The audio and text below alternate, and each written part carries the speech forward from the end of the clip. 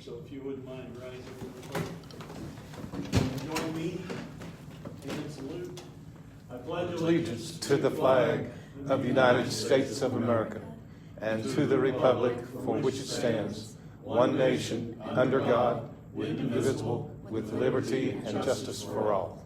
If you just remain standing, be in an attitude of prayer for a minute. Father God, we ask that you give us ears to hear this tonight, O Lord, and you give us the wisdom to spread the word.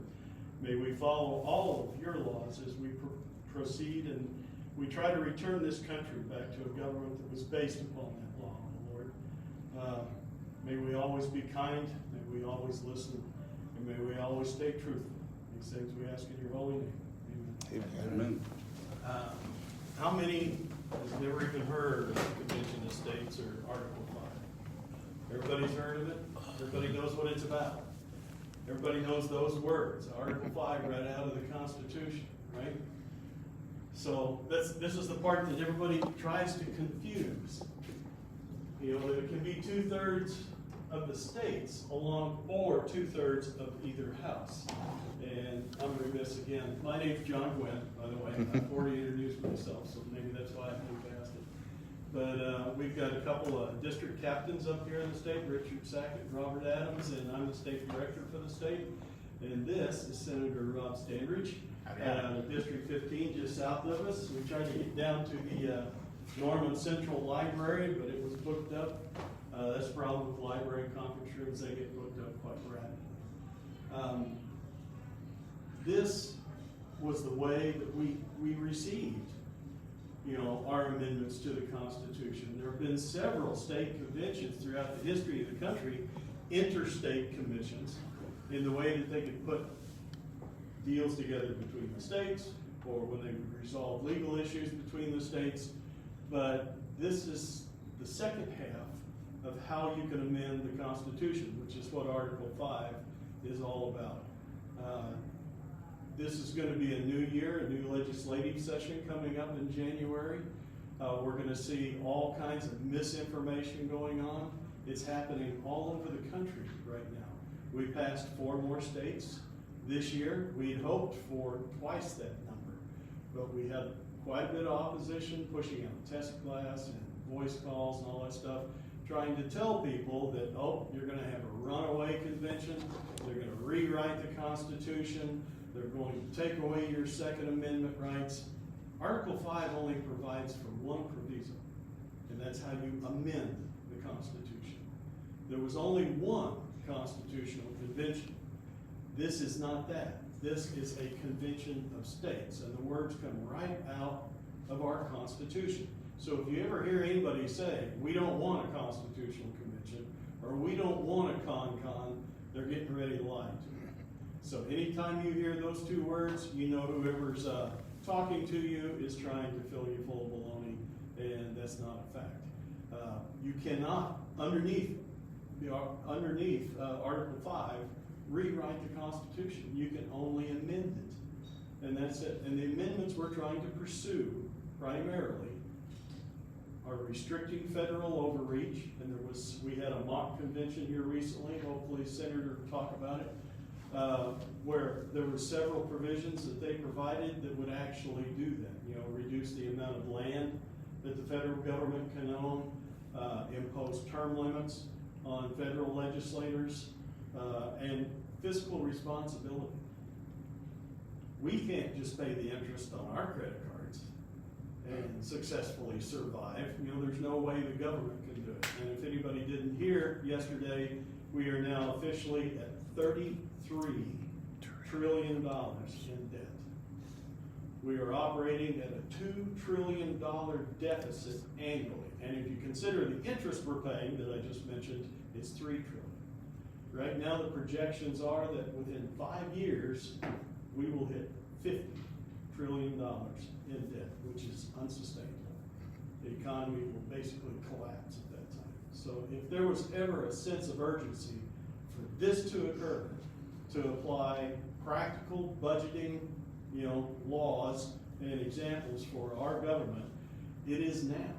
And we've got to move forward for it. And we have got to build our base, even though we're at 2.5 million petition signers at this point, and over 5 million supporters that are out there. We've got 19 states that have passed resolutions, 20 actually considering Kansas, but Kansas had a row rule where they said you couldn't pass anything unless you had a 3/4 majority of the House, which is the highest legislative bar that there is, and that rule is unconstitutional by their own constitution. So it'll be filed in court. I tried to find out some status on that this afternoon to see if it's been filed yet or not. I haven't heard, but we'll be at 20, and it takes 34 to call a convention. It takes 2/3 of the states, just like it takes 2/3 of both houses. I think when we get up around 25, if we could just get, like 5 or 6 more states, we get above 25, it's gonna look inevitable, because you've built that much momentum that it's finally gonna start hitting the media.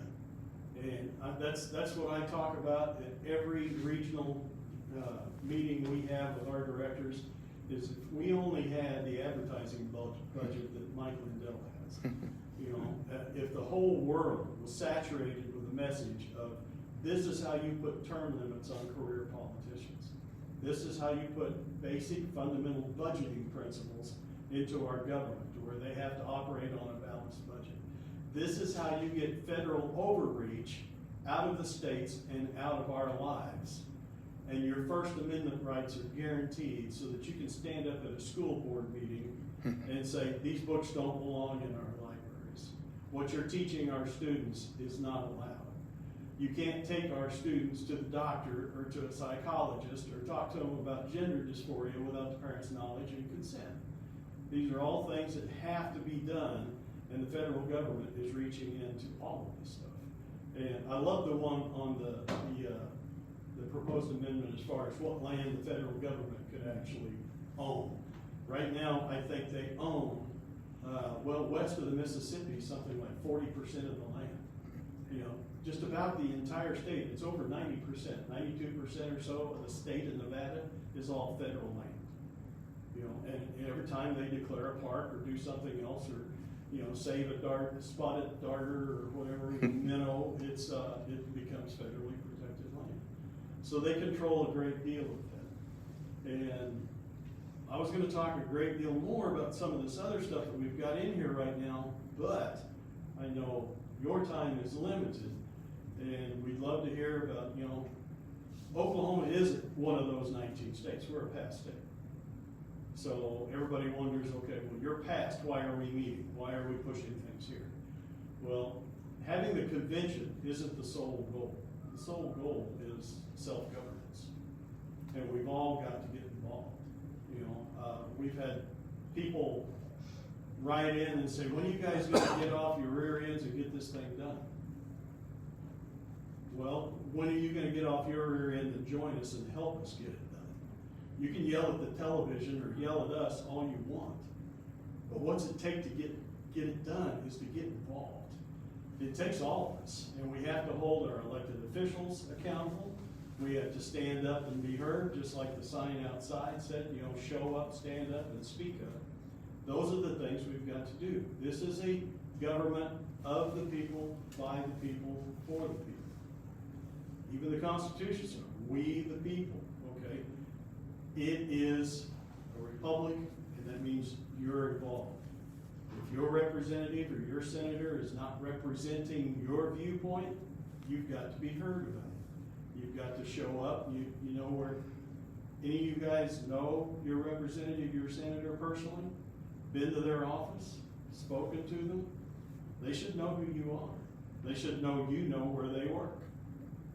So that you can go in there and have a relationship with them and be heard, because that's where they get their information about what your desires are, is from conversations with you guys. We go down to the Capitol several times every year, and we always show up, coat and tie and everything. We dress just like they do, and we're peers. They get plenty of people that show up down there dressed like who knows what, and yelling and screaming and all that stuff. I think the last time we had our big rally down there, it was Trans Day. And there was some real characters there. Running up and down the hallway, yelling and screaming, that's not us. You listen as much as you speak. And you learn things from them just as much as they learn from you. So that's the key, is that you've got to be involved. And in Oklahoma, how we are involved now is by backing legislation that these guys put forward that support what we want to see done in the state. You know, we want to support parents' rights. You need to be able to stand up at a school board and speak your mind. If you're civil and you're not, you know, using foul language, you're causing a scene or whatever. If you're worried about a book that's in the library, you should have the right to read that book in the library or in that meeting and let everybody know what's in the school. If they took your kid to the doctor without your knowledge, you need to be able to speak up about that. You need to do something about it. And like you said, it may come down to where a bunch of lawsuits are filed before it actually gets to that point. But you need to have a voice. And that's absolutely what it takes. A couple of years ago, we helped Terry O'Donnell pass House Bill 2030. You know, they've basically taken civics out of school. So 2030 actually made it a mandate. You had to teach the Constitution, you had to teach the Declaration of Independence, and you had to teach the Federalist Papers in school. And as a condition to graduate, you had to pass the citizenship exam. So we put civics back in the school. Terry tried for 4 years to pass this bill, and it wouldn't fly. We've got 47,000 petition signers in the state, 48 now, I looked today, 48,263. We got on a phone campaign and it passed like in the first 2 weeks of the session. I mean, it just flew through the Senate, flew through the House, and it was a done deal. We passed 1775, we got CRT, critical race theory, out of our schools. We're working on several other bills right now that we're going through, and some that didn't make it through that we're hoping for to be resubmitted this year, and we can back those. But 48,000 people getting on the phone, you're a voice. You're a force to be reckoned with, and you can be heard. But we have to do something. We can't just sit and yell at the television. You've got to get involved. If you haven't signed our petition yet, you can either go online to conventionestates.com, and I've got business cards up here that's got that on there. Or we've got paper petitions you can fill out here. And then you can opt in for emails or texts or whatever, and we tell you about all our activity and what we're doing, and you know what activities going on in Oklahoma. Especially during the legislative season, from the first week of February to the last week of May, we're very active going down to the Capitol. If you want to meet your legislators, give me a shout. I'll go with you. I'll introduce you to your representative and your senator, and they'll get to know who you are and what's important in your life. But I'm going to take a break because I know you want to make your son's batting practice. So, and he took time out to come down and chat with us. I hoped we had about another 10 people in here, but that's the way it works sometimes. Right. You know, so Senator Standridge. Thank you, John, appreciate it. Oh, it's okay, it's a good casual conversation, right? Well, appreciate y'all coming. Yeah, John mentioned something about, well, we're passing Oklahoma, and, you know, passing legislation I've learned in my 11 years really isn't that easy, especially when it's important. And this is no exception. I think that thinking back to that time, for me, I really enjoy it looking back, but it was really frustrating at the time because it took me quite a few years when I first came in 2012. This is one of the first things I gravitated towards because I knew we had a federal government out of control. And my good friend, Senator Josh McCain, who's now congressman, he kind of handed this off to me because he had been running it for years and couldn't get anywhere. But the most bizarre thing is I would get in these debates with people that I agreed with on so many things. And these are supposed tough folks, you know, and to this day, it drives me crazy because some of these guys like Charlie Meadows, and I'll mention him by name, but he's a good friend, Bob Lynn, all these guys, I mean, they'll go show up at the Capitol with the muskets loaded, ready to shoot people to get their way, but yet they're scared to death of this, when this is what our founders put in the Constitution for us to do exactly what we need to do. And so I really enjoy that looking back. I did debates all over the state. It took me several years to do it. I pulled Dr. Coburn in on this. Actually, he kind of came in willingly after a while, but I pulled for many years. And in fact, him and I ended up writing a book together, Smashing the DC Monopoly. I don't know if you've ever heard of that one. It's a book specifically about Article 5. I began the book about my perception, my work on Article 5, but then I brought in Dr. Coburn on that, so it ended up being more from his perspective, but I've written the beginning of it comes from me.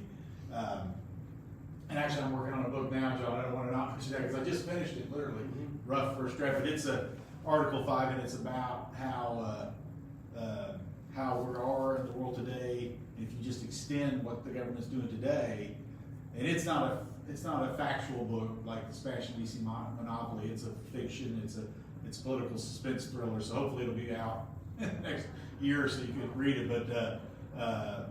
But what's really interesting, the reason I brought that up is a person that's become one of my favorite folks from that time period, from our founding era, with regards to what they call the fifth article, not Article 5, but the fifth article is a guy by the name of William Barton, and I think it's a really interesting story. In fact, I have another good friend by the name of Barton, David Barton, with Wall Builders. I don't know if y'all have heard of David.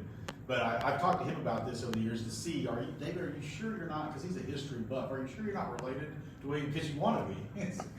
He had a rough life, but he was a pretty cool guy. He was a colonel in the Revolutionary Army, or the Rebel Army, and so he fought in our war for independence. Actually, was instrumental in capturing a British general that was staying in some cabin somewhere, and he snuck in with a group of other rebels. They actually kidnapped the guy, I forget the guy's name, and they've written a book about him. So all of this stuff about this Barton guy is written, and it's all really cool. But then he kind of disappears, as everybody else kind of did, as the country finally became more solidified in the 1780s. But then, of course, as you're well aware, we started going downhill pretty quick financially. And our founders had to find a way to fix that, and that's how this was born. But the most interesting thing from this perspective about this guy's name is William Barton.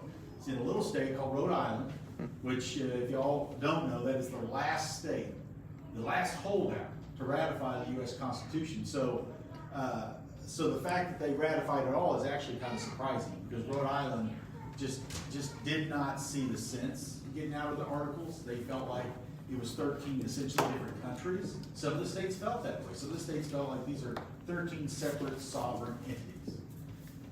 And they were. And I believe that they are, or should be. But anyway, so Rhode Island is refusing. And so you had other states that held out for a long time, but Rhode Island just was refusing. And the interesting thing about it was some argue with the Runaway Convention that you had to have unanimity. Well, you did, but the little technicality is you only had unanimous support to amend the articles. Once you had unanimous support to amend, then you only had to technically only had to have a 3/4 ratification. However, our founders wanted every state to ratify. They didn't want to leave a state out, because that means that it's no longer the United States. It's now the United States plus 2. They didn't want that. So when you read the Federalist Papers and even the Anti-Federalist Papers, you can kind of see that these founders, even those that didn't like the Constitution, all believed that we should stay together. Even Patrick Henry, they came on at the end. Even Patrick Henry said, no, let's keep it all together. So back to Barton. So how do you think, and by the way, Rhode Island also, Providence, capital Rhode Island, threatened to secede from Rhode Island. That was how serious it was getting, really ugly. So what do y'all think that Colonel William Barton did? Because he's the one that convinced Rhode Island, in my opinion, when I read the words of the ratifying conventions in Rhode Island. What do you think he did? He said to those folks, now here's a colonel. Actually, he was a general in the state militia, but he was a colonel from the Rebel Army. What do you think that he said? He stands up. He doesn't say a whole lot of words, but he says something that just moves. You can see the convention move in the written word, in my opinion, when you read. What do you think he said? Anybody have any idea? Anybody read anything about that? No? John, do you remember? No. Okay. So what's interesting about it, so he of course mentions this, or I wouldn't be talking about it, right? So here's this Colonel William Barton, enormously respected, stands up on the ratifying convention floor and says, listen folks, you're thinking about this wrong, and I'm paraphrasing of course. You're talking about this Constitution, this federal government, but you don't realize that we have the 5th article. We have the means to amend this document. We have the means to rein in the federal government. In fact, these these words here in this 5th article, which should be written in gold. It should be written in letters of gold. That's his words on the ratifying floor. He finished his debate. He sat down. The direction of the ratifying convention went the other way, and then we had the U.S. Constitution. Because when that happened, the whole country kind of rallied together. Because you even saw the Anti-Federalists, Patrick Henry, who's one of my big heroes, not because he could speak for 10 hours at a time, but the guy was firm. These folks were firm. I mean, you look at Samuel Adams, even John Adams, look at these guys. They didn't budge. And that's how I am, if you don't know me. I mean, once you think something is right or wrong, you gotta have some really compelling things, in my opinion, to move, especially when it is rooted in your convictions or your faith. You gotta have a lot of stuff move you. But you look at Patrick Henry. So they go. So when they ratify, they go to Patrick Henry, because all of these states said, we gotta have something. This isn't good enough. We don't believe. Of course, the Federalists said, well, I don't know what you're worried about. We're not giving any power to them. Look at how weak this Constitution is. The feds aren't getting any power. But you have people like Patrick Henry that are so widely respected, Thomas Jefferson. These folks are so widely respected that the country just couldn't move forward and leave them behind. So they actually recruited Patrick Henry to help with what I would call the first Convention of States, in my opinion. It isn't technically, but the Bill of Rights, in my opinion, was the first version of the Convention of States, because that's essentially what they did. Is they prolonged the ratifying conventions in the states to negotiate and deliberate the Bill of Rights. They originally came up with, I think Patrick Henry had 19 as the number that pops in my head. He had a whole bunch, and they eventually, you know, got it, I think 15 in the House and in the Senate, removed it down to 12. But it really were the states that came up with them. Just because Congress, the House and Senate, took them and chewed them up a little bit, so that made it not a convention of states. But the ideas, in essence, all came from the states. And the fact that the Bill of Rights ratified, you know, the 10 most important ones really went through and were ratified with no problems. Every state ratified them. So it wasn't even a challenge. And so the Bill of Rights, really, if you think about it, if you talk to any folks, that's really our first convention of states in my mind. And John talked about how, you know, we passed it, what do we do now? I tell you what you do is you talk to your friends and your family, and you tell them to start getting activated. You tell them to fill out these, and I'm using convention of states, but I'm telling you that it applies to everything. So this one to me is an absolute no-brainer. If any of your friends or family have any inkling at all about the country going in the wrong direction, which, believe, I mean, how could you not? I would encourage them to sign up for this. The only thing they're doing is essentially signing up for emails and stuff, getting from people like my good friend Mike Ferris and Mark Meckler, these guys. I mean, why would you not want to get that information?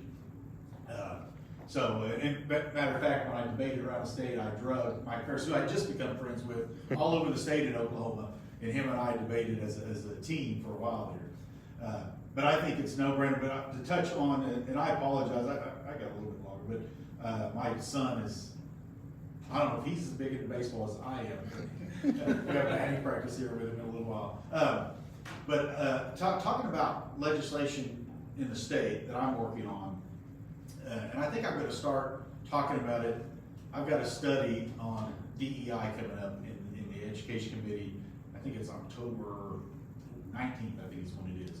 DEI is out of control, and I'm more than happy to explain a little bit more about that. But essentially, it's an ideology that's in our institutions of higher education. So if you're a religion, because I'm tired of us being a country that says no religion is allowed, you know, like Christianity.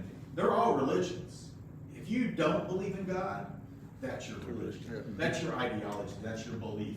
I'm sick and tired of only Christians and whoever else, people of faith, are ridiculed and persecuted by saying, no, you don't belong here, but yet the ideology of not you is fine here. It doesn't make any sense to me. You have a belief system in your mind, in your heart, and that belief system is your religion. It's how you live your life. If you believe there's no God, no hell, no this, no that, this, that, or the other. Anyway, so I think every conversation, and I'll probably start this in the DEI study, to the chagrin of the education chair that I think believes smut does belong in school libraries. In fact, I know that he does because he worked hard to kill my bill last year. But I will start off with the same thing, and I'll say that common sense dictates, and God tells us crystal clear that there is a special place in hell for people that were corrupt children. There's a special place in hell, and I'll tell you how I know that. Does anybody here? So I was raised as a Christian, a Baptist.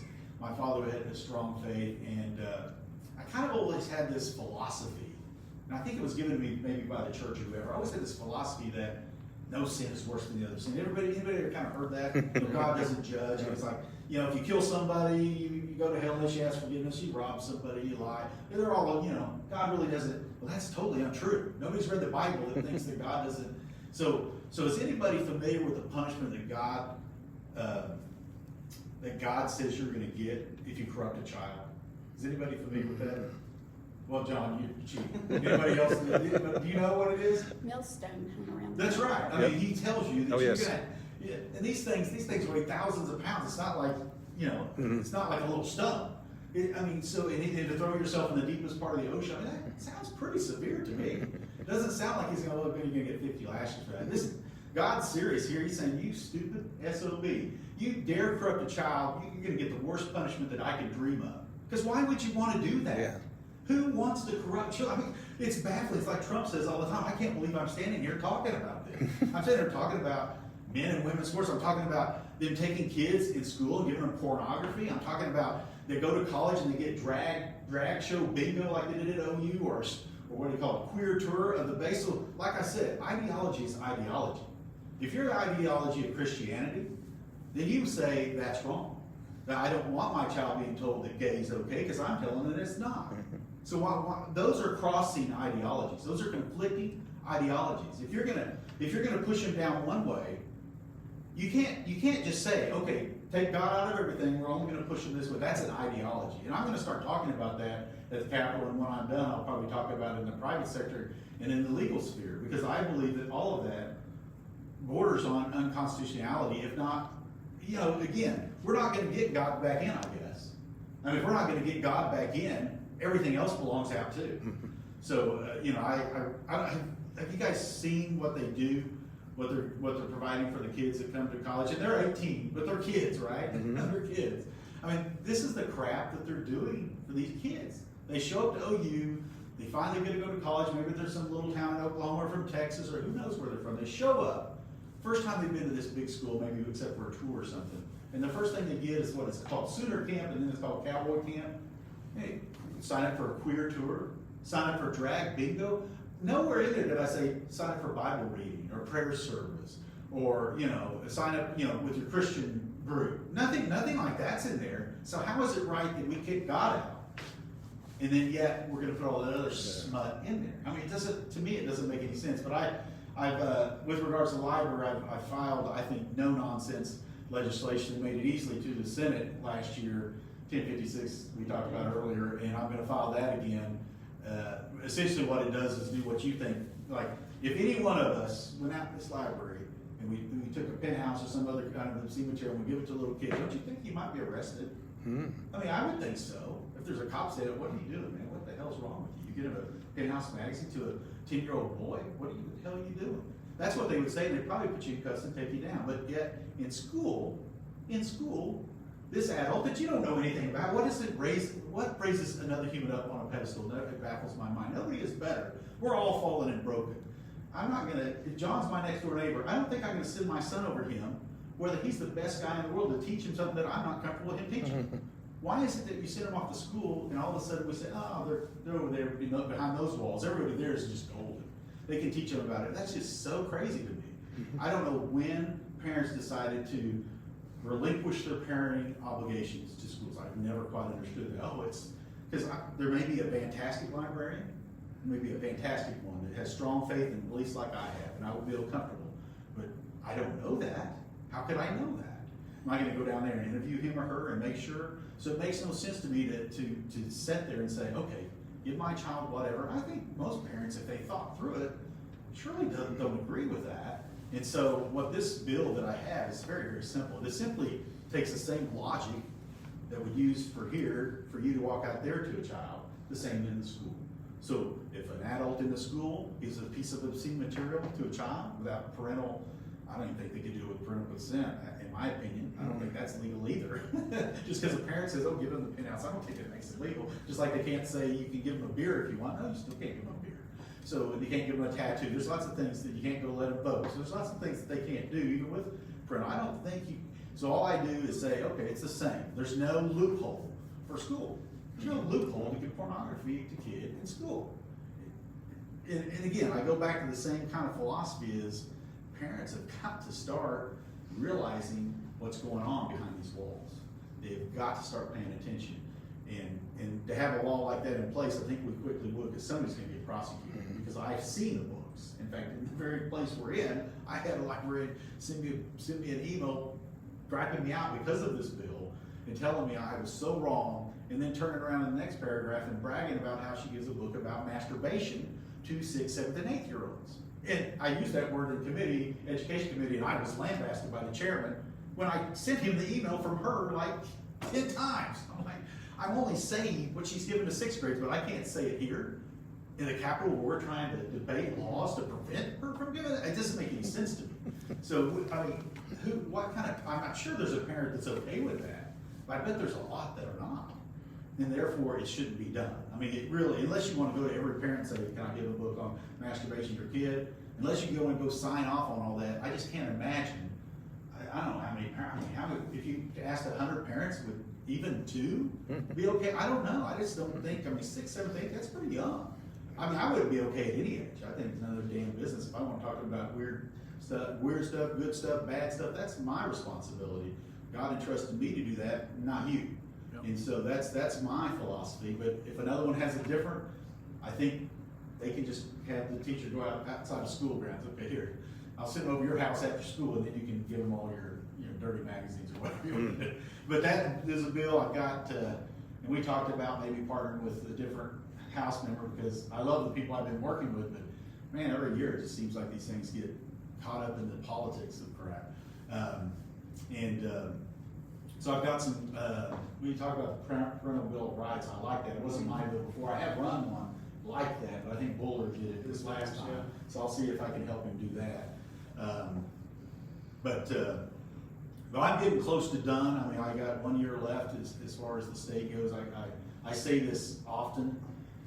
It's an honor to serve. I would think if I was allowed another term, I probably would run, to the chagrin of my family and my wife. But in general, I say the 12-year term limits is good, because most people that want to, because I wouldn't want to, I would do it because I felt obligated. Anybody that wants to stay in that crazy place for more than 12 years probably is the reason we want term limits. Because if you actually wanted to be there, because I really, even today, to be honest with you, it is such a mess. It is, we had the rhinos run the place, it's out of control. And so right now, it's not really something, I'd rather spend time with my family than to go have a bunch of people tell me that porn in schools is okay and all this other crap that's going on. It's like DEI at school. I got to touch on that. I got this study coming up. So you think, anybody know what the words stand for? DEI? Diversity, equity, inclusion. Oh, and it should be, I don't even remember my words I came up with, but division, exclusion, and indoctrination. I think that's the words I gave it. So, and that's really the truth. Mm-hmm. So what they do, it's not even just anti-white. So I'm white. So I don't want my kids to have like extra things. Like I don't want them to say, hey, he's white, he's going to get stuff because you're brown and you don't get it. Of course, I would never want that. But I also don't want, well, he's yellow or he's brown or he's purple and he's going to get something because this kid's not good. That's just so stupid. It's so un-American. And we have a history of being un-American with slavery and everything else. We don't need to go back to being un-American. We need to go forward to be everybody equal. Martin Luther King, strong Republican, by the way, even though he never really talked about it, he was a Republican. But he said it right. It's the content of your character. It's not the color of skin. But DEI reverses all of that. DEI essentially says that, and it's really not so much just about race. It's about other things besides just race. So the problem, because it sounds so good, yeah, we should be diverse. Well, of course, America is diverse. It's a melting pot. It's diverse no matter what you do. In fact, I would challenge you can't remove the diversity. Yeah. Everybody thinks different. Everybody looks different. But what it's doing is it's almost like an anti-Christianity movement for the most part. So they're using race as an excuse, gender as an excuse, all these, the 12 or 15 genders that they've now identified. I'm sure there's 100 when they're done, but right now I think they've identified about 10 or 12. When I filled out my law school stuff recently, there's sexual identity was like 10 choices, gender was 10 choices. I mean, my gosh, I mean, if you use math to calculate how many possible combinations, it's probably 10,000. I'm this one and this one, I don't know. But it was absolutely crazy. And so, but they're using that as a tool to both discriminate, to marginalize, to shame, all the things that we don't want happening is what they're doing. And I don't think they're lifting anybody up in the process. I really, really don't. I listened to a lady by the name of, I was hoping to have her in my state, but I don't think she's going to be able to make it. Her name is Heather McDonald, and she's out of the Manhattan Institute, I think is who she does some work for. But she did a debate that I would encourage you to Google and look it up. And I would encourage you to watch maybe just hers if you don't want to watch the whole debate. And I'll see if I can find it and send you that's marked at her time. But it's a debate she did against DEI at MIT. So, and of course, MIT is a STEM school. And so the parts that are, the areas that are really hurt the most by DEI with regards to quality of the product is STEM. Because, actually I would say all of them is, because what you do is if you want the best doctor, if you want to go be treated for cancer, let me ask you something. Are you going to care about gender or race or other things? What do you want? You want the doctor that is the best. I mean, my daughter just had to have a procedure this year. Never did I make a phone call or an email and say, well, what color are you? I mean, where's your background? What country did you come from? It never even occurred to me. I'm saying, what are you going to do?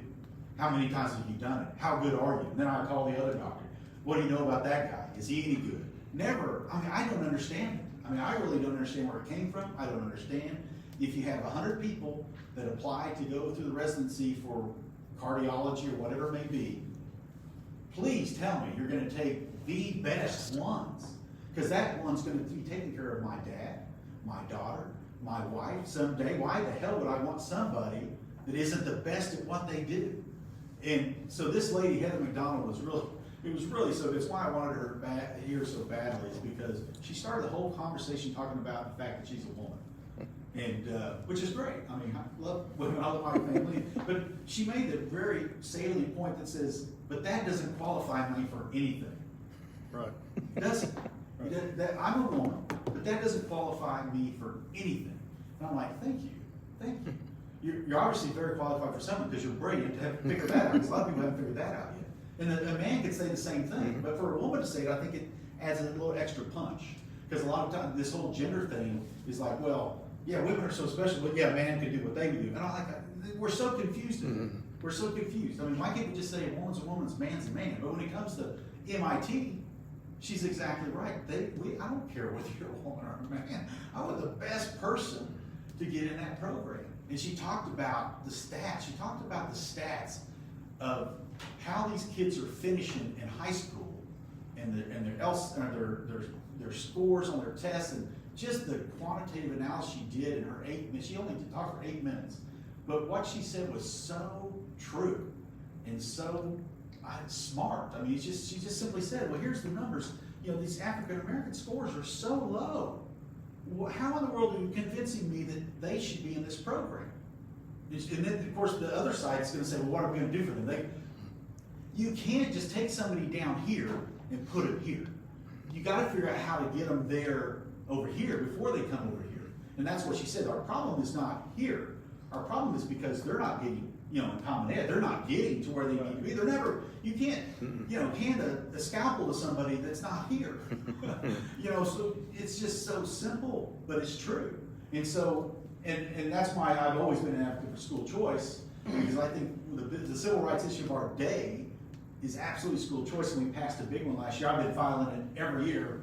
Didn't get past in Oklahoma until the money started rolling in, I'll say, but I'll take it, because it was desperately needed.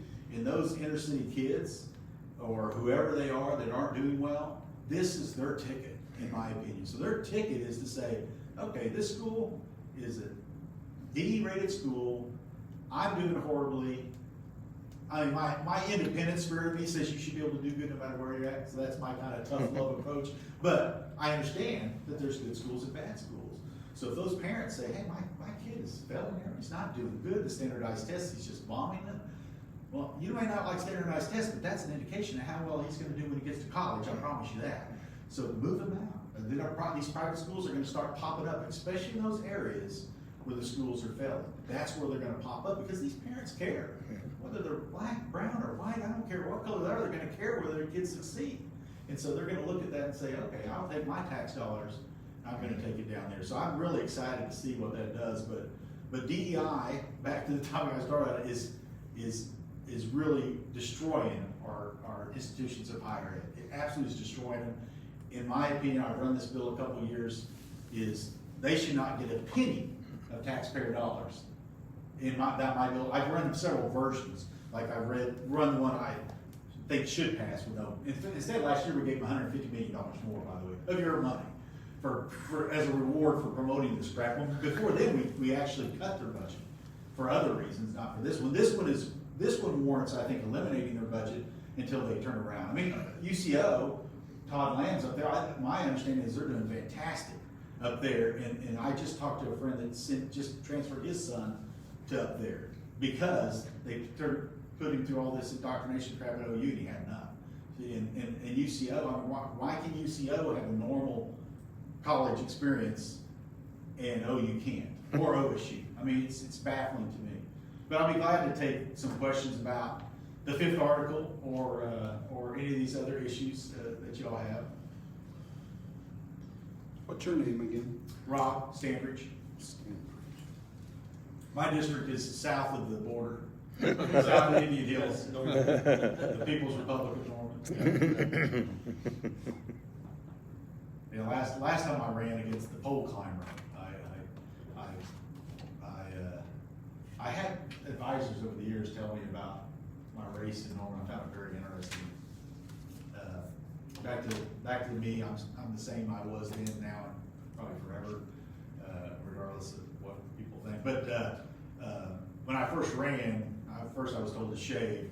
They tell you to shave too. So I was like, I was facial hair before facial hair was cool. By the way. It's kind of come back in vogue over the last few years. But I remember when I first ran 12, 13 years ago, that was one of the first things I said, I was married with a beard. There's no way in hell I'm shaving my beard to run for stinking political office. So when I won, and then my next cycle, I had the teacher of the year for the state and the 4th runner-up in the nation. I say that because he said it all the time. Nice guy, good teacher, I guess. Not really. I think I forget the name of the rapper that he had.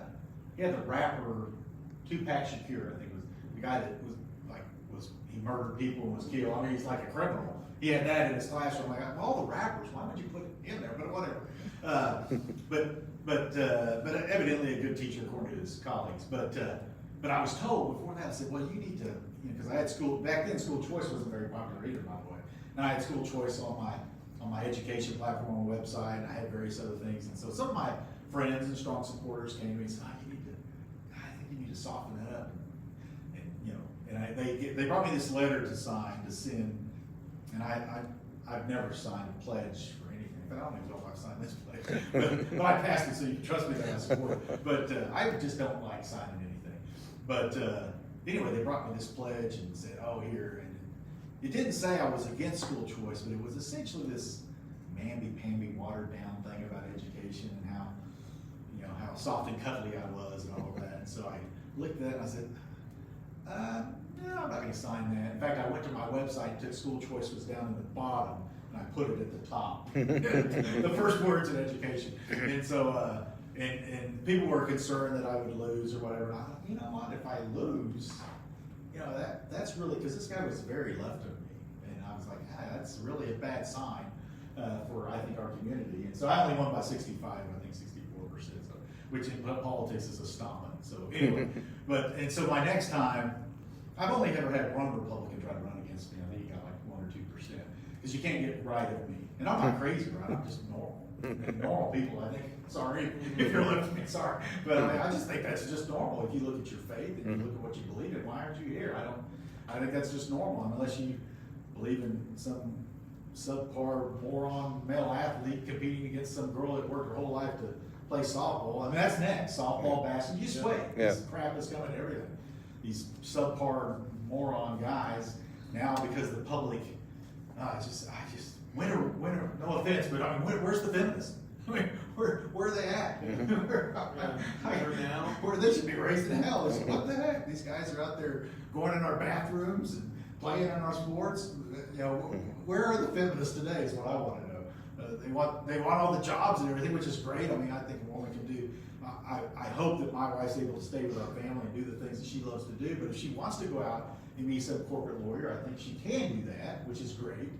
But I just can't imagine why a feminist would say that it's okay, or keep her mouth shut when a guy is going into their bathroom, disturbing their privacy. And one of the few places a woman probably used to feel somewhat safe, as all this moron male guys are running around everywhere. So they can't even go in the bathroom safety anymore.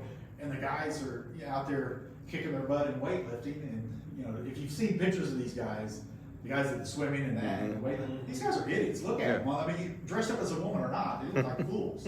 They take them out of the dresses, they still look. You guarantee you, they were crappy weightlifters as guys. So they go in. It's just so crazy. And so back again, all this comes back to that's all what DEI is about. Is taking all this abnormal stuff and trying to make it normal in college. So, in my opinion, the goal, the total goal of the people driving this, are to indoctrinate the kids coming in and make them believe and make them admit, because they're young, impressionable, they want to fit in, they want to be cool. Make them believe and admit that what they've been told by their parents and other people, counselors and people of importance in their life, everything they told them is wrong. They want them to admit that, because those people out here that are wacky crazy and think that girls are guys and guys are girls and all this kind of stupid crap, they want to be vindicated. They want to have a stamp of approval on everything that they do. And they're not going to feel that way until society and all of us are either dead or mute and shut up or admit that they're right. And so that's what they're doing to these kids. They're indoctrinating them early. Not that, they would like to recruit them in their trans whatever ranks or whatever they're trying to recruit them into, but at a minimum, they want them to admit that everything their parents told them is wrong, the church is wrong, and they're right. And I think that's their underlying goal, and then they're working hard and feverishly at it. So we've got to do something about that. So if you do think about getting behind another piece of legislation, whether I run it or David runs it, whoever runs it, in fact, I hope that 10 of us run something.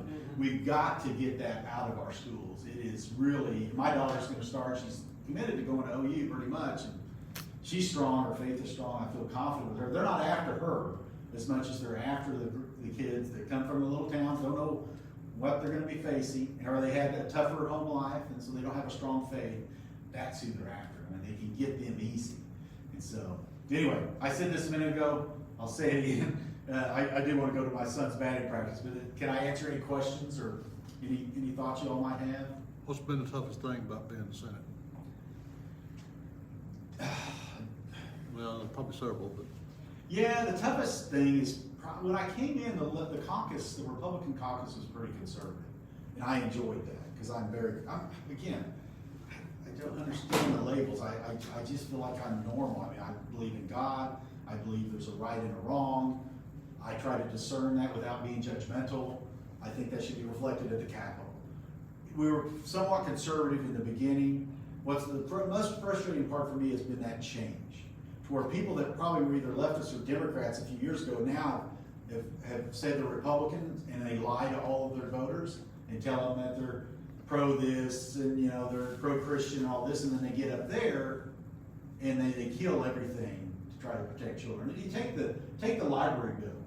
Like my first job at the library bill was a couple of years ago, when I simply said that if a teacher or a librarian gives a piece of obscene material to a child, they will be fined and their teaching certificate will be yanked. That was my first bill, and they would not hear that. I'm like, why would you not hear that? So that was first, and then when I toned it way down and said, because that's what you have to do, right? Because you can't get it hurt, it's going nowhere.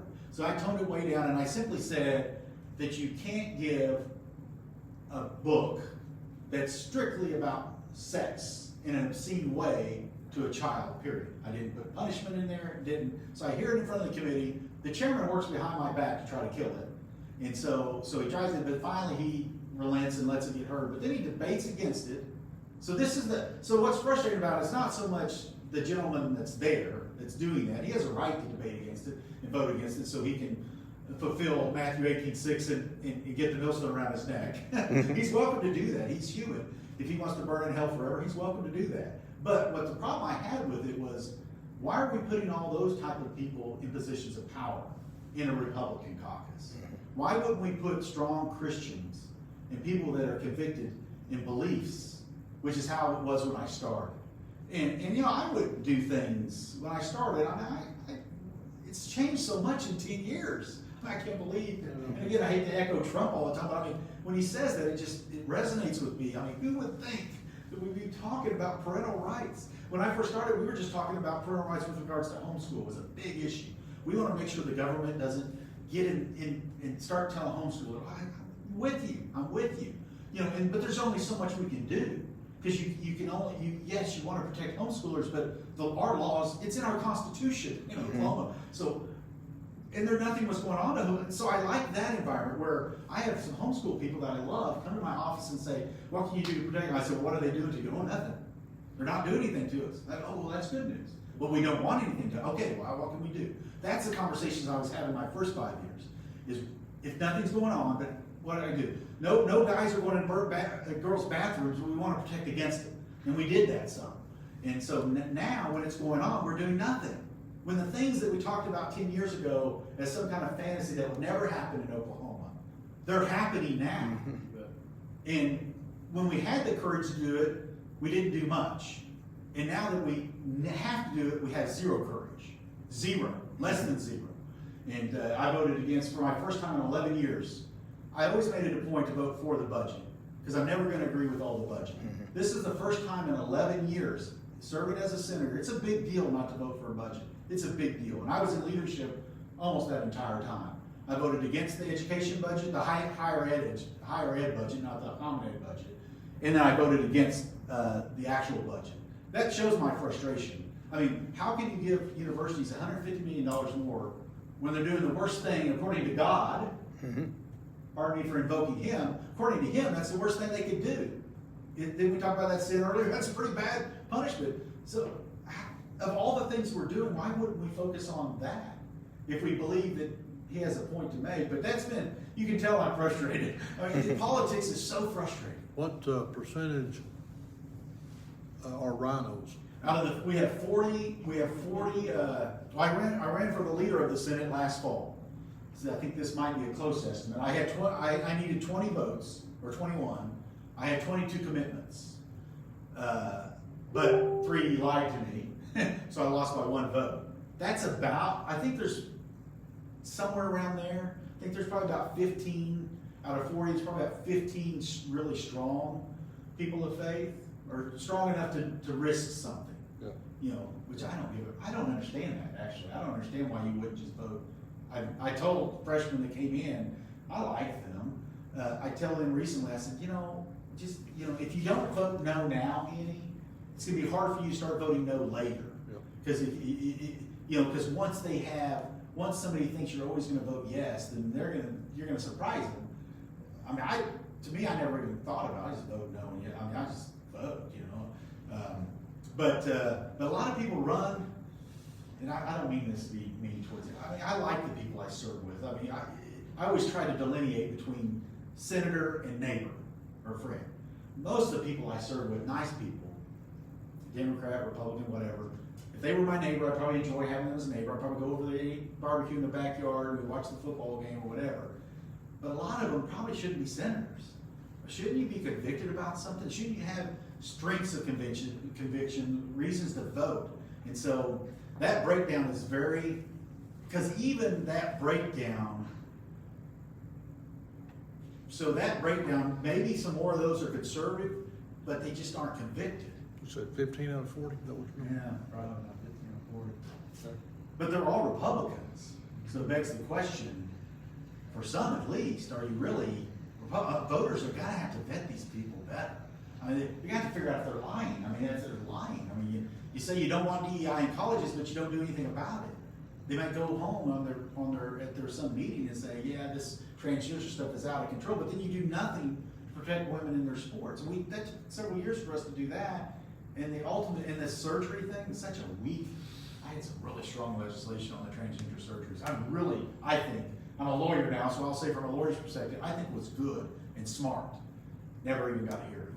Never got a hearing.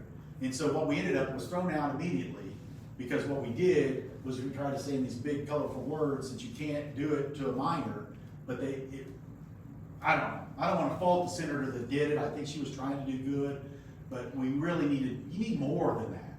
I mean, this thing is so bad. I mean, you can't chop off kids' body parts. They should be, we're going to start seeing some lawsuits. I've been saying this on my social media for a while, which, by the way, if you want to see some good hate from the left, you go to my social media site. But in some twisted way, sometimes I think I enjoy it. But anyway, I mean, think about that. I sat in front of, I think 2 years, it was last year, early last year. I was invited to a meeting with some representatives from OU Medicine. And I'm also a health professional as well. And so I'm sitting at this table, and there's these three representatives. I think at least two of them were high-level physicians, high-level doctors. And they sat there, and we're in a state, by the way, that your child cannot get a tattoo even if you sign off on it, because it permanently marks that child. So as a parent, we don't believe parents, Oklahoma citizens, I don't think believe parents even have the right to scar their children voluntarily. That's the feeling of Oklahoma parents, I think, for the most, I think a majority. They certainly never had a problem with that bill. I've never had a parent come to me, damn it, why can't you let me have my kid inked up? I've never had a parent tell me that. So, but these three folks sat there cold, calculating, as if it was nothing. And they almost bragged about that their procedures were really only waste stuff. And I'm sitting there, I've got 2 daughters and a wife and a mom that went through horrendous, breast cancer, had a full mastectomy, one of the most, I think, probably traumatic events of her life, I would assume. These stupid idiots, these 3 doctors, sitting there as if it's nothing. Well, it only waste up. And so eventually, I had to speak up. I tried to be quiet, but I'm like, Mr. Chairman, I got a question. So I asked the guy, so you're telling me that me as a parent cannot sign off on my child to vote for the next president of the United States? I can't do that. But I can sign off to have their breasts lopped off. I said, what sense does that make? Well, parents are always involved. They can never reverse that. Right. This is like, it's not even, I would say allow them to do breast augmentation before you let them do that. it just doesn't make any sense to me. And so we are living in odd times, very odd times. I don't know if, he said it on the flood, but he may change his mind after all this garbage. The rainbows, all this, why did you do rainbows? Well, because get ready, it's about to rain. But anyway, any other thoughts or questions? Are you going to run Is there for office? something to sign? Not now? No, I thought about it. Oh, really? Sign. Are you in this district? Well, you got one person terming out here pretty soon. Now, the house. So you live in McBride's district? No. Whose district you live in? Scott, no, it's not his name. Boy, Senator Weaver would be your senator, probably. yeah, he is, He's pretty good, actually. yeah. Yeah, I've known Darryl a long time. He's pretty good. Who's your rep? Do you know? That's what I'm trying to think of right now. Yeah, I don't know. I just- from this area, I'm only really familiar with McBride. No, I'm not in his district. But he's term limited, so he's out. I know. And then Kevin, Kevin, who it is? Kevin West. Yeah. Okay, yeah. Yeah, so it's an interesting change in the makeup of the legislature. It's been really disappointing. But I just am who I am. Any other thoughts or questions? All right, well, thank you all, appreciate it, and thank you, John, appreciate it. I'm gonna go sit in the back. All right, see y'all. Take care. Thank you. You said 15 conservative, I went with about half that number. 12, top of my mind. Maybe but I did max, three, yeah. a little benefit of the doubt. You know, see, sir, we've got, what, only 8 Democrats in the Senate. And in my mind, we've only got like 8 true conservatives. The rest of them are just rhinos. He mentioned McBride. 1056, that one bill he was talking about, was to keep pornography out of our school libraries. I mean, literally, there was books on incest and suicide, you know, and these are graphic novels. We called them comic books when we were kids, but they're hardbound books now. But they're graphic novels. It's all pictures with, you know, the little talk box and all that kind of stuff of just homosexual sex and all kinds of stuff and all the things that you would never imagine that your kids would read or let alone look at. And literally, there's so many of these books. And speaking of McBride, right here in Moore, he says, "Oh, I don't think that's happening in Oklahoma." So they gave him a list of probably 10 different schools, you know, 10 out of the 12 that they looked at that were all carrying these books. And there's probably about 20 of these books. And he said, "Well, I haven't seen any of these books. I don't believe that they're like that." So they brought him a stack of these books and put them on his desk.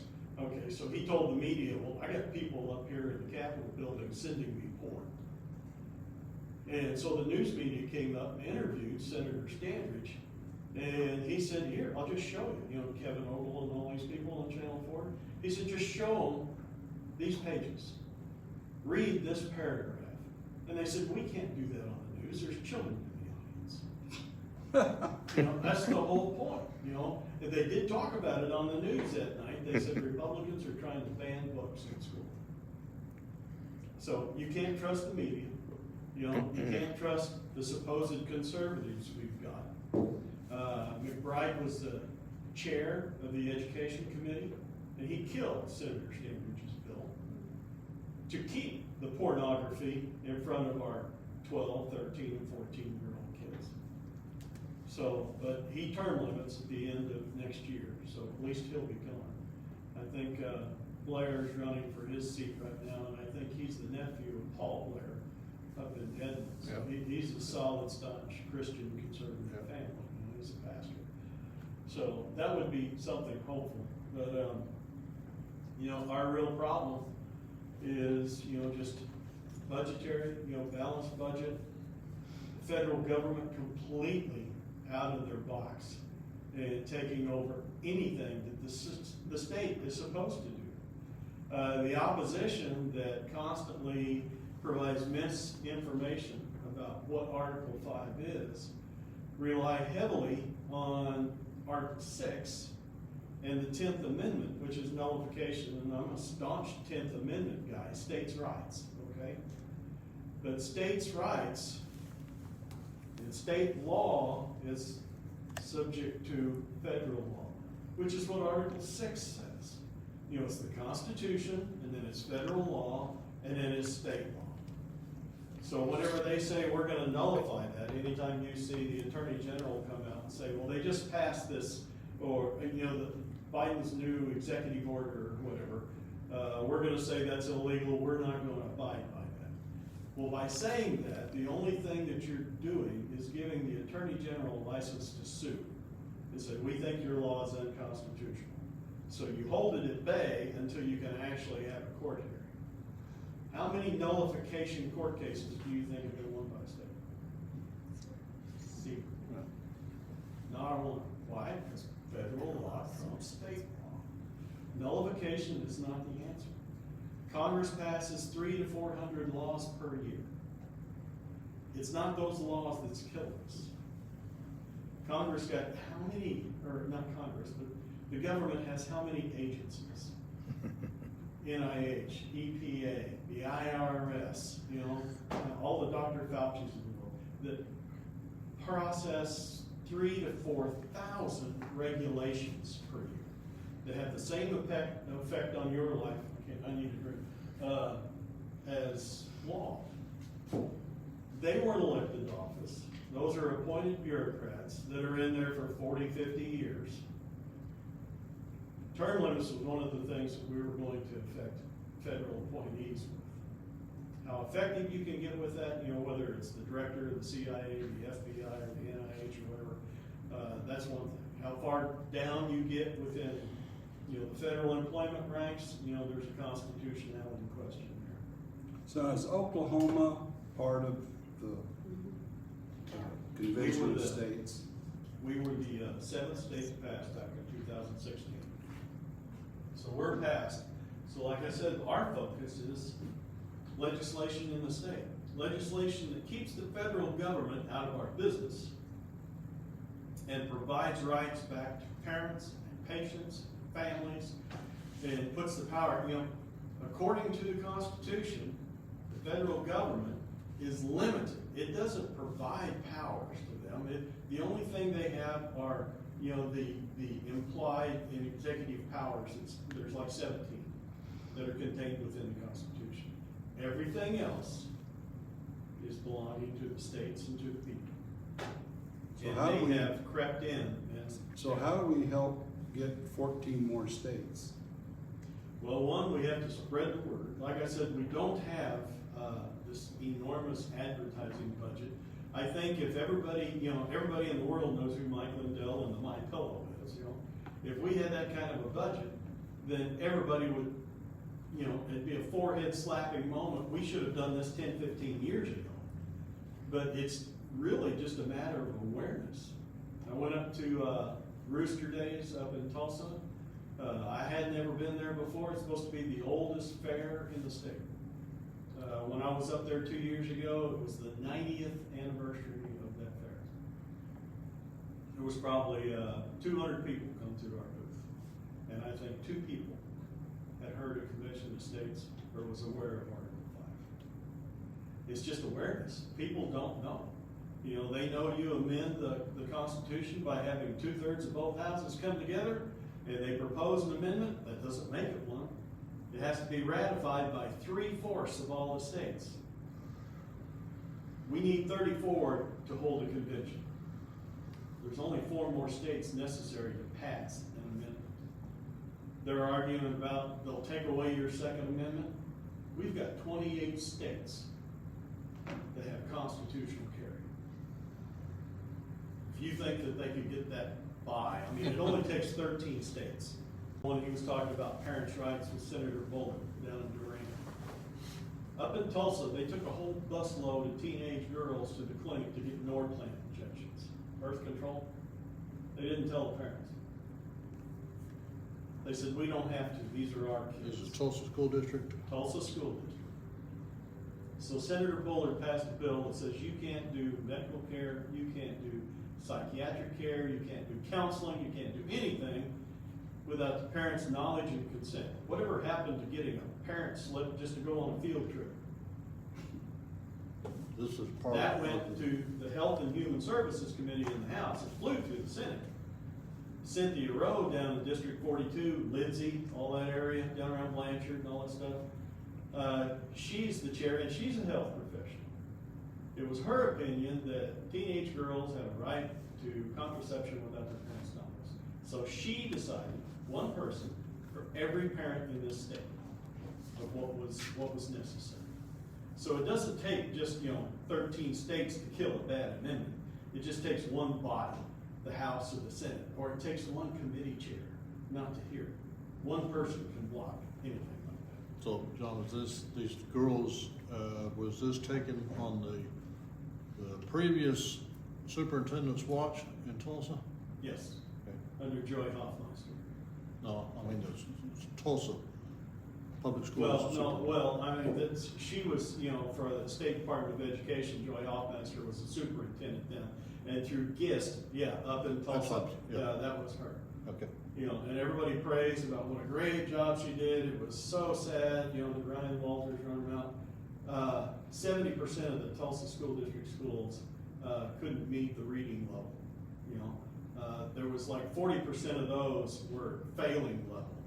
That 7th graders couldn't even read at the 3rd grade reading level. What's to praise? And somebody getting paid close to $300,000 a year. That's the kind of performance that you've got out in your schools.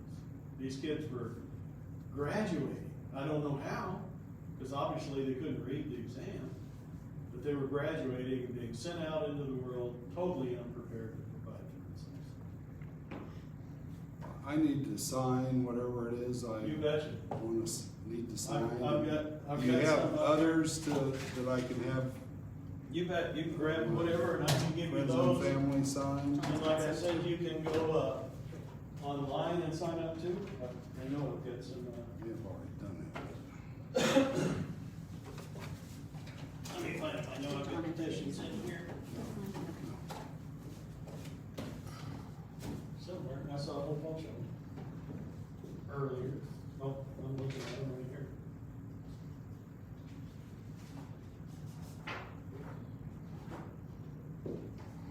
Yeah, because we only got about 15 minutes left to go to get out of here.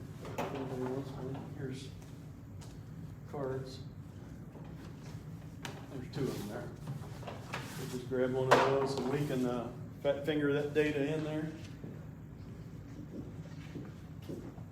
Do you need a form? I said did something on that. Did you? Rob was one of our commissioners. We just held our second mock convention, you know, to prove that this works and it works well. And he and Mark LePack and Senator Bullard were the commissioners that we sent to Williamsburg, Virginia, and we had a mock convention. They actually went through the entire process, breaking into committees, deciding what amendments they wanted to talk about, voting on those. They even had a problem with the chairman that they elected. He decided that he was able to talk and debate and all that kind of stuff, and that's not the role of that chair. And he said, well, he was out of Nebraska. That's a unicameral outfit anyway. They don't have a House and a Senate. They just have one body. And he says, no, that's not the way we do it. And the way I'm used to doing it is I can participate. Well, finally, 2 or 3 of them in motion said, no, you're overruled. You cannot do that. There are set rules for this. Every resolution in every state that has passed has been written exactly the same. And it all talks about those 3 topics: term limits for federal legislators and federal justices. There's no more appointments for life. A balanced budget amendment with responsible fiscal restraints that you have to put on the government, and rolling back federal overreach into states' rights and people's rights, putting them back in their box. You know, just the executive and the implied powers, that's all they have. Everything else is left to the states. There was never a Department of Education before. They shouldn't have anything to do with what type of medical treatment you have to have. You know, that you can't go to church, you can't go to a restaurant, you can't go to work. That's not their purview. It's state to state. And literally, that's what they got back to. You know, a good example is just Roe versus Wade. They left it to the states. It's not contained in the Constitution. That is left to the states. You know, if you felt that you needed an abortion and the law didn't provide for it because of the safety or health of the mother, then they went to a different state. Right now, since our commander-in-chief says, well, military people, you know, they're using your taxpayer dollars right now. If any military member wants to go to another state, they pay for the travel and all that stuff so that they can go get their abortion. So, but that shouldn't be out of our taxpayer dollars. So there's just so many things where the government has overreached what their responsibility is and intruded upon our lives. And we got to put them back in the box. You have a right to live your life. And the biggest problem as far as spreading the word to get those other, 14 states that we need is, in my mind, apathy. Literally, everybody basically, I think, is libertarian at heart. They want to work their job, they want to raise their family, want to put their kids through school, see their grandchildren, they want to be left alone. And until something actually impacts you, you can't go to church, you can't go to work, it cost you your job because you didn't get the jab. Until it lands on your front porch, people don't get involved. And that's the biggest problem I see is I got 8 grandkids, and as long as I've got kids in school, I don't know how I can stop until I know they're safe. There's no way the stuff that's going on is good for them. You know, just like he said with doctors, you know, you want the best with a scalpel. You want the best with your money too. And we're trying to pass a bill right now in Oklahoma that says that you can't base your investments for our retirements on organizations Thank you very that much. follow ESG laws. You know, unless you're following the same woke ideology, you can't invest with them. So that's not how you want your money handled. You want your money invested in what's the best possible way for your money to grow, not based upon what their social mentality is. So there's just so much insanity going on right now. But it's literally up to us. It's not us. So I'm out of Norman. These guys are out of Moore, Oklahoma City. Well, Yukon. If you got any questions, you got my card. Just give me a call anytime, and we'll let you know. We're going to have another meeting down in Norman, and we're going to have a meeting on the southwest side. And we're going to put as many of these together as we can. We've probably had 14 or 15 so far this year. You know, when I was building that list yesterday, I was surprised. You know, it doesn't seem like that many, but when I start building the list, we've been all over the state. So I'm sure happy you guys could come out tonight. If there's any of this stuff up here you want, these little pocket guides, this is basically Convention of States in a 5-minute read. I love that little pamphlet. But I thought I had a couple of pocket constitutions up here. I'll do some digging real quick before you get out here, see if I can find them. I hear that argument all the time too. You know, if we would just follow the Constitution, but it's not the 3,000, 4,000 word Constitution that we're familiar with that we think they're following. It's all those Supreme Court decisions that set precedent. It's more like 3,000, 4,000 pages now because of the way they have corrupted the Commerce Clause, equal, you know, it's just all kinds of stuff. Government's out of control. So, appreciate it, guys.